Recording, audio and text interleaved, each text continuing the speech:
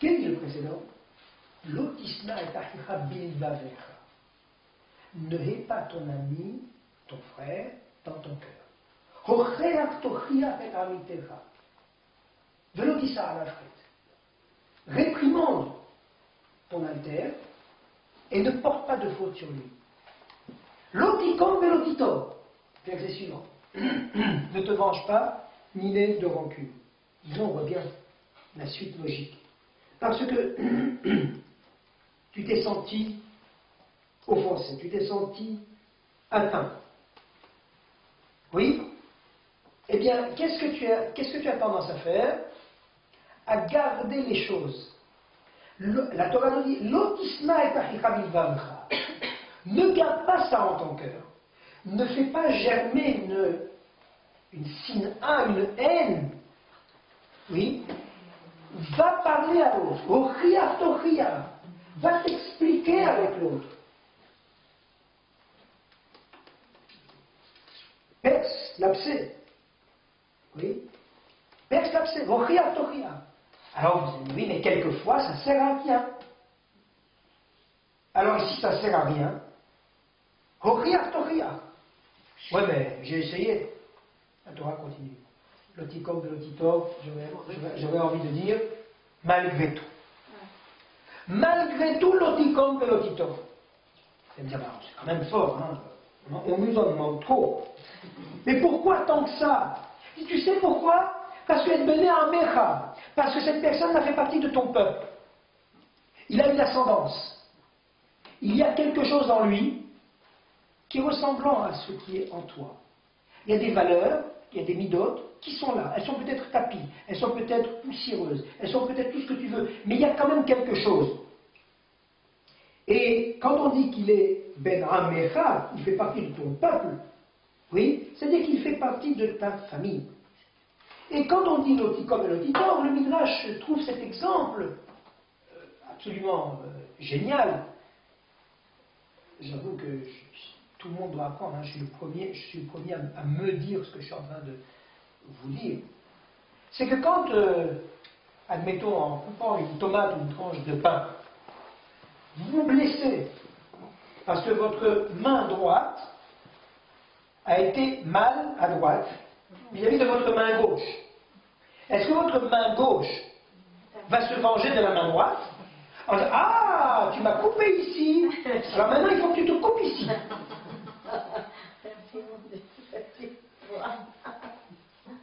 D'accord? Qu'est-ce qu'on dit? Pas du tout. Mais, d'accord, la main droite a coupé la main gauche.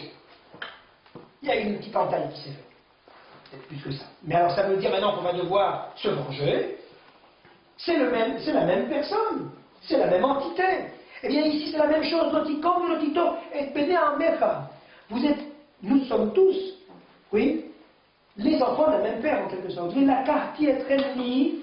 Les âmes, dit Akadosh Baruch Hu, je vous prendrai moi, vous tous, Etrem, je vous prendrai pour moi les âmes comme peuple. Et vous savez que le mot âme en hébreu est constitué des mêmes lettres que le mot aïm, qui veut dire avec.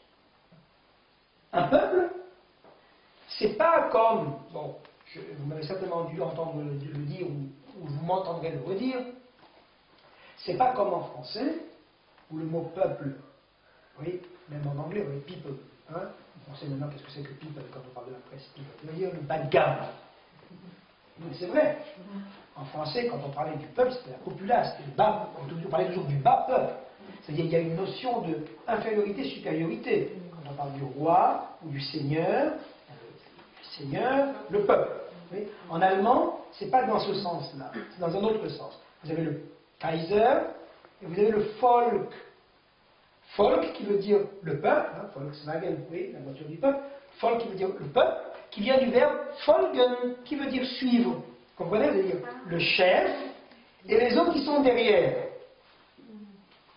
Alors la Shana Kodesh, c'est pas comme ça. Vous avez le Melech. Je vous explique, vous faire un cours sur le Melech aujourd'hui. Oui, vous avez le Melech, le roi, qui en même temps, quand on dit que quelqu'un est nimnach, c'est-à-dire qu'il prend conseil, c'est-à-dire qu'il est attentif, il est à l'écoute. Il est à l'écoute de qui? De son peuple. Ein melech belo am. Il ne peut pas y avoir de roi sans peuple. Oui, quand je cite cet adage, je fais toujours référence au Petit Prince. Vous vous rappelez, qui va sur la planète et qui trouve que je suis le roi de la planète. Il dit, mais le roi de qui? Un roi sans peuple? Le roi n'a de raison d'être que si il a un peuple et qu'il s'occupe de ce peuple, qu'il gère ce peuple, qu'il est à l'écoute des besoins de ce peuple, qu'il répond à ses besoins. Il est Meler, il est Mullah. Donc le peuple, il est Rim. Le Ham, c'est Rim. Et Akadosh Baruch Hu nous dit, et quand on dit Rim, c'est avec le roi, mais c'est aussi une espèce de cohésion à l'intérieur du peuple. Donc, Akadosh Baruch Hu dit de la quartier de Ham. Et nous sommes de ce fait tous liés, nous servons à Akadosh Baruch Hu, qui, lui, détient absolument tous les pouvoirs. Tous les pouvoirs. Que ce soit le pouvoir de la vie, que ce soit le pouvoir de la terre, que ce soit les pouvoirs des biens matériels, oui, que ce soit la justice, que ce soit tout ce que c'est Akadosh Baruch Hu qui gère tout. Et donc, comme Akadosh Baruch Hu gère tout, et qu'il dit, moi je vous prends comme peuple, et je m'occupe de vous, alors il va nous donner un certain nombre de mitzvot.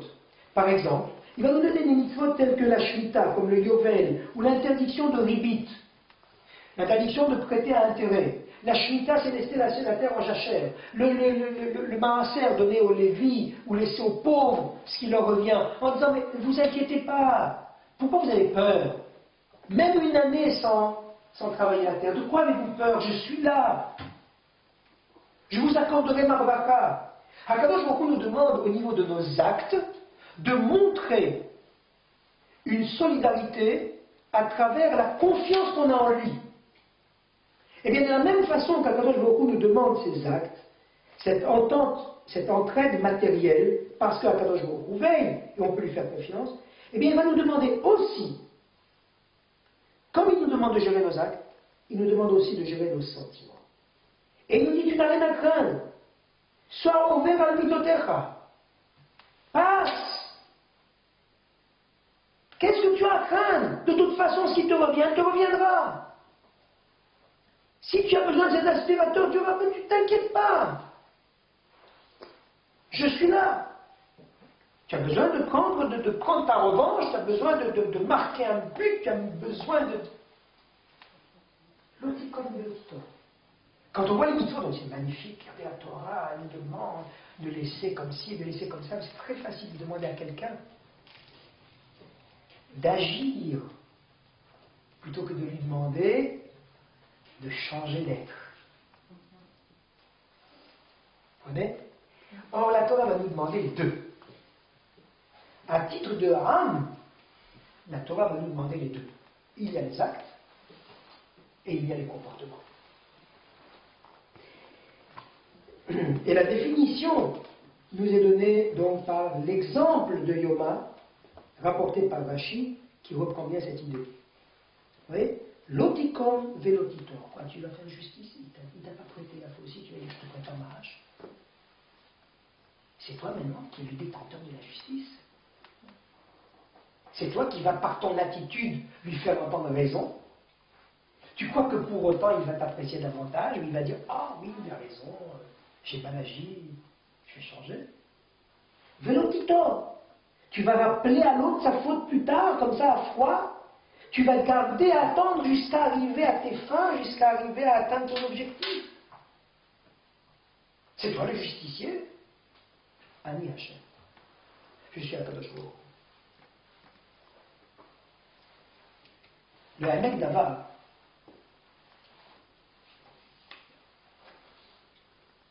dit à ce propos que Imafilu chata midai negdecha mikol makom nekama eina midat akdusha d'Israël. Même si la personne a vraiment fauté de façon sérieuse vis-à-vis de toi, la vengeance, c'est par une mida qui est en phase avec la nécessité de Kdusha, sainteté du peuple d'Israël. Et dans un commentaire du commentaire, c'est un Rêve Navar, une extension du propos du Soral Berlin, on cite un Midrash. Oui, on cite un Midrash à la fin de Noach. Et le Midrash dit ceci. Alors regardez, c'est un passage dans Michelet qui dit Meshiv Ra'at Tahat Tova. Michelet, les proverbes de Salomon. Meshiv Ra'at Tahat Tova, Lotamush Ra'a mi beto. Quiconque rend le mal à la place du bien, eh bien, le mal ne quittera pas sa maison. Ça, c'est le verset. Je te vois mes lèvres. Ouais. Quiconque, je vais le reprendre les mots là. Meshivra Tachat Tova, quiconque rend le mal pour le bien, à la place du bien, Lotamush Ra'a mi beto. Le mal ne quittera pas sa maison. Midrash dit, attention, ne nous méprenons pas. C'est pas seulement si quelqu'un rend le mal pour le bien, mais c'est même si quelqu'un rend le mal pour le mal. Alors, le mal ne quittera pas sa maison. Alors on dira, attends. Premièrement, nous on est superstitieux. On ne commence pas à mettre des clalottes à ma maison. D'accord? S'il te plaît, moi je peux être méchant, mais toi sois gentil. Et dit. Et de deux, que tu me dis, je paye le mal pour le bien, que je prenne un coup sur la tête, bon, passe. Mais si je rends le mal pour le mal, alors je ne comprends plus. Or, le Midrash est très ferme. Il dit, pas seulement Meshivra Tachat Tova, mais même Meshivra Tachat Ra'a. Alors, on s'interroge, on demande, mais qu'est-ce qui permet une telle affirmation? Le pasuk est clair. Meshiv Ra'a Tachat Tova. Et toi, tu viens interpréter le pasuk Meshiv Ra'a Tachat Ra'a. Qu'est-ce qui nous autorise à basculer? On nous dit, c'est ce qui nous autorise? C'est que le pasuk n'a pas dit, par exemple, Meshalem. Il rend, il rétribue. Oui, il paye le mal pour le bien. Il a marqué Meshiv. Or, Meshiv, c'est. Mais un chiffre, c'est rapporter. D'accord? Vous allez apporter, rapporter. Qu'est-ce que c'est que rapporter? C'est rendre. Donc, quand on dit rendre, on n'a pas dit payer, apporter, on a dit rendre. Alors voilà ce qui autorise la compréhension comme ça du passage. Puisqu'il est Meshivra, qu'est-ce que ça veut dire Meshivra? Ça veut dire qu'il rend le mal. Ça veut dire qu'il y a eu un mal qui lui a été fait. Il rend le mal. Ça veut dire qu'on lui a fait mal, et lui-même il rend le mal.